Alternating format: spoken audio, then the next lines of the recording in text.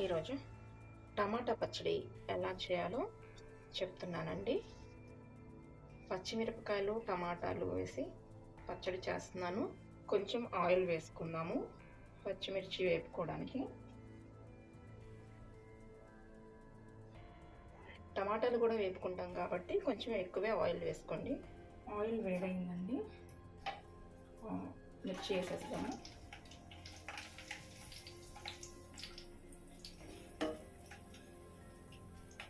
మిర్చి వేసిన తర్వాత దాని మీద మూత పెట్టండి, ఎందుకంటే మిర్చి పేలుతాయి.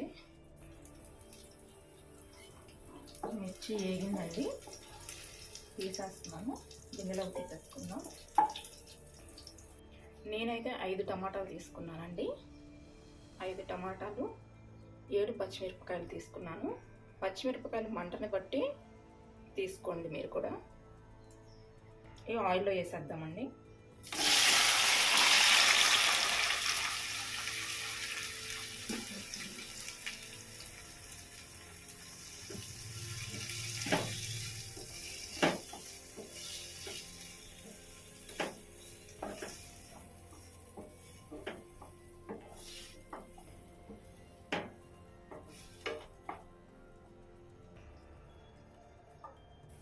టమాటా ముక్కలు ఉడుకుతున్నప్పుడు కొంచెం చింతపండు కూడా క్లీన్ చేసుకొని వేసుకోవాలండి.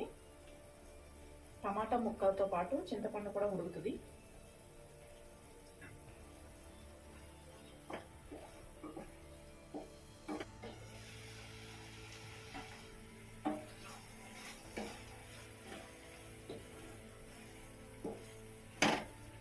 ఓకే అండి, ఇలా ఉడికితే సరిపోతుంది.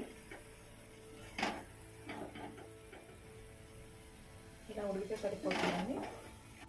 రోట్లో నూరుకుందామండి పచ్చడి. స్టవ్ ఆపేద్దాం. రోట్లో నూరుకుందామండి. వేపుకున్న మిరపకాయలు వేస్తున్నాను. మిర్చి ఫ్రై చేసుకున్నాం కదా, వాటితో పాటు 4 వెల్లుల్లి రెబ్బలు, కొంచెం జీలకర్ర,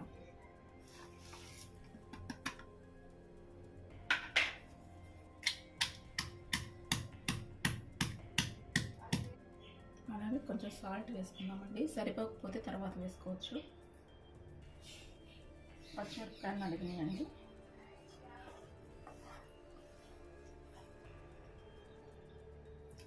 టమాటాలు వేసుకున్నాము.